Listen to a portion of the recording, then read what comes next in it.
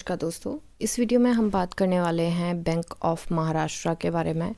Stock 64.40 के price पे trade करा है। आज 0.62% का अप मूव देखने को मिला है। काफ़ी स्ट्रॉन्ग मूव नहीं है बट ठीक है, ग्रीन में तो रहा। 50,000 करोड़ के आसपास इसका मार्केट कैप है। स्टॉक का पी इंडस्ट्री पी के ऑलमोस्ट पास है बट थोड़ा कम है उससे। पेग रेशो जो है 0.12 है। अभी के लिए स्टॉक 50 एंड 200 दोनों डीएमएस से ऊपर है। पी रेशो 5 ईयर्स के टाइम स्पेन पे मीडियन से छोटू सी नीचे है एंड 1 ईयर के टाइम स्पेन पे थोड़ी सी ऊपर है, तो कोई इतनी दिक्कत की बात नहीं है। तो इसकी जो बेसिकली इसने काफ़ी अच्छी रैली दिखाई है इन दिनों। पहले देखते हैं share holding pattern. Share holding pattern इसका आ चुका है दिसंबर में। इन्होंने लगभग 6% के आसपास 6% कम किया है प्रमोटर्स ने। एफआईआईज की इंटरेस्ट इसमें बढ़ा है, ऑलमोस्ट डबल कर दिया है इसने। एंड डीआईआईज ने भी 2.6% के आसपास बढ़ाया है यहाँ पे। एंड पब्लिक के पास भी थोड़ा ज़्यादा हुआ है। नंबर ऑफ शेयर होल्डर्स जो हैं वो थोड़े से कम हुए हैं बट ठीक है, इतने कोई कम नहीं है। 9 लाख 9.25 लाख के आसपास हैं, तो काफ़ी हैं। अभी के लिए आगे हम इसके चार्ट पे यहाँ पे थोड़ा सा अप ट्रेंड बनता हुआ नज़र आ रहा है मार्च 2025 से। एंड तब से अगर देखा जाए कितने परसेंट की रैली मिली है, तो काफ़ी टाइम में यहाँ पे हमें फ्लक्चुएशन में 51% के आसपास की रैली मिली है, which is huge, which is not at all bad. 51% के आसपास रैली मिली है। पर अभी के लिए अगर देखें तो हमें यहाँ से यहाँ में एक स्ट्रेच में 16% के आसपास की रैली मिली है। एंड 16% के rally is very good and कुछ ही टाइम में। अब इसके बाद थोड़ा सा स्टॉक ने कल हमें जो दिया वो ग्रेवस्टोन डोजी दिया, और आज जो है हमें हैमर तो नहीं बोल सकते, ड्रैगन फ्लाई डॉजी इसको ज़रूर बोल सकते हैं। तो ड्रैगन फ्लाई डॉजी या स्पिनिंग टॉप के आसपास कुछ ऐसा सा बनता हो। वैसे मैं ड्रैगन फ्लाई डॉजी या डॉजी को लेके चलूँगी यहाँ पे। तो बेसिकली यहाँ पे अगर थोड़ा सा डिकोड करें इस कैंडल को, तो यहाँ पे जो कल हुआ वहाँ पे हमें सेलर्स का स्ट्रॉन्ग प्रेशर देखने को मिला है, स्ट्रांगली डोमिनेट करते हुए दिखे हैं। बट यहाँ बायर्स की फ्लक्चुएशन देखने को मिली थी, और बायर्स की कल थी 5 तारीख। तो कल बायर्स की हमें क्यों देखने को मिली थी, क्योंकि ये वाले डेटा कल हमारे सामने आया था और ये लाइव मार्केट में आ गया था, सुबह सुबह ही आ गया था। तो इस डेटा क्योंकि यहाँ पे काफ़ी अच्छी ईयर ऑन ईयर ग्रोथ देखने को मिली है, तो उसकी वजह से ये हमें जंप देखने को मिला है। ये बीएससी की न्यूज़ थी एंड के कल सुबह ही आ गए थे, जंप देखने को मिला बट ये सस्टेन नहीं कर पाया। प्रॉफिट बुकिंग, डोमिनेशन सेलर की सब कुछ देखने को मिला। अब यहाँ पे शॉर्टर्स जो हैं वो यहाँ पे ऑलरेडी बैठे हुए थे। यहाँ पे पता ही था कि यहाँ पे रेजिस्टेंस आएगी ही आएगी, एंड उसी टाइम पे हमें रैली मिली और उसके बाद प्रॉफिट बुकिंग भी साथ साथ में देखने को मिल गई।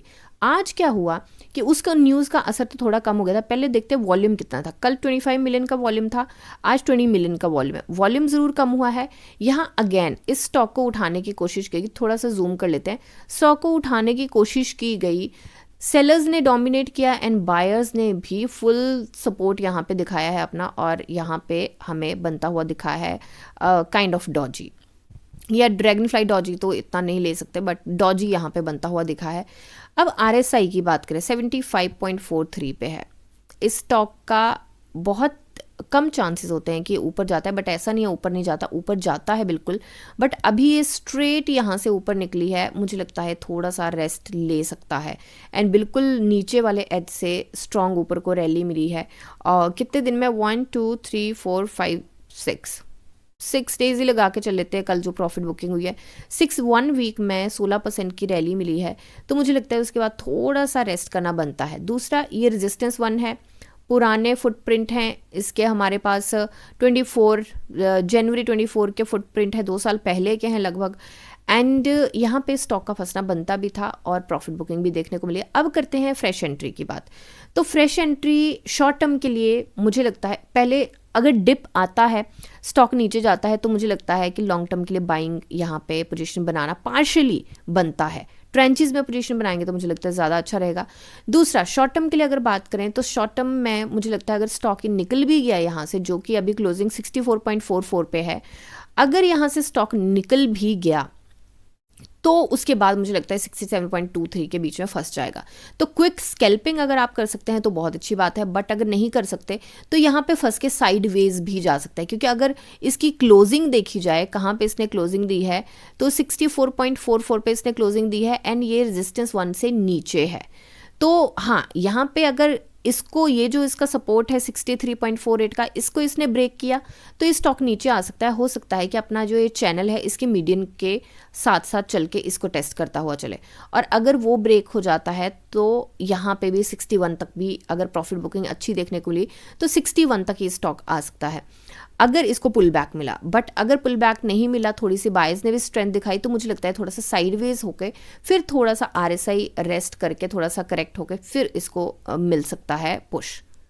वॉल्यूम भी कुछ इतना खास नहीं रहा है आज, क्योंकि हमें डॉजी मिला है तो वॉल्यूम इसमें दोनों का मिला के ही आता है, तो वॉल्यूम कुछ खास नहीं रहा है। इस बार एक बार चलते हैं हम इसके कितना डिलीवरी परसेंटेज गया है, 64% का गया है, विच इज़ वेरी नाइस। अभी के लिए चलते हैं इसके NSE पे एंड डिलीवरी परसेंटेज देखते हैं। तो डिलीवरी परसेंट 45.35 का, तो डिलीवरी परसेंटेज काफ़ी अच्छा गया है, तो इसका मतलब यहाँ पे घर ले जाया गया है काफ़ी अच्छी मात्रा में। तो आई मीन लाइव मार्केट में थोड़ा सा देखना पड़ेगा, सिर्फ डिलीवरी परसेंटेज पे नहीं होंगी चीज़ें। एक बार इसका वीकली चार्ट देख लेते हैं हम क्या कहता है।